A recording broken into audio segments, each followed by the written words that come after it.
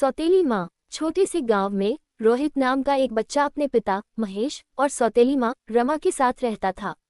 उसकी असली माँ का निधन उसके बचपन में ही हो गया था। महेश ने सोचा कि रमा के आने से घर में प्यार और ममता लौट आएगी, लेकिन रोहित के लिए ये रिश्ता दर्द का सबब बन गया। रमा के आते ही घर का माहौल बदल गया। वह रोहित के साथ सख्ती से पेश आती, छोटी छोटी बातों पर उसे डांटती और खाने पीने में भी भेदभाव करती। रोहित का दिल टूट चुका था। उसे अपनी माँ की याद आती, जिसकी गोद में वह हर दुख भूल जाया करता था। एक दिन रोहित स्कूल से घर लौटा तो देखा कि उसके कपड़े बिखरे पड़े हैं। रमा गुस्से में चिल्लाते हुए कह रही थी, तुम्हारी इन गंदी आदतों की वजह से घर गंदा रहता है। रोहित चुपचाप सब सहन करता, क्योंकि उसके पास कोई और सहारा नहीं था। लेकिन इस घर में एक ऐसा इंसान था जो रोहित को समझता था, उसका पिता।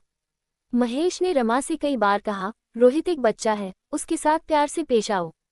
लेकिन रमा को ये सब बुरा लगता और वह कहती, तुम्हें हमेशा रोहित ही क्यों दिखता है? क्या मेरा कोई महत्व नहीं? समय बीतता गया, रोहित बड़ा हो रहा था और उसके अंदर चुपचाप एक आग सुलग रही थी। एक दिन गांव में एक बड़ा त्योहार आया।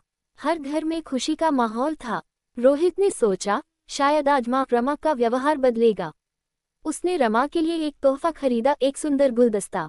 लेकिन जब उसने रमा को तोहफा दिया तो रमा ने गुस्से से गुलदस्ता फेंक दिया और कहा, मुझे तुम्हारे जैसे बच्चे की किसी चीज की जरूरत नहीं। रोहित की आंखों में आंसू आ गए।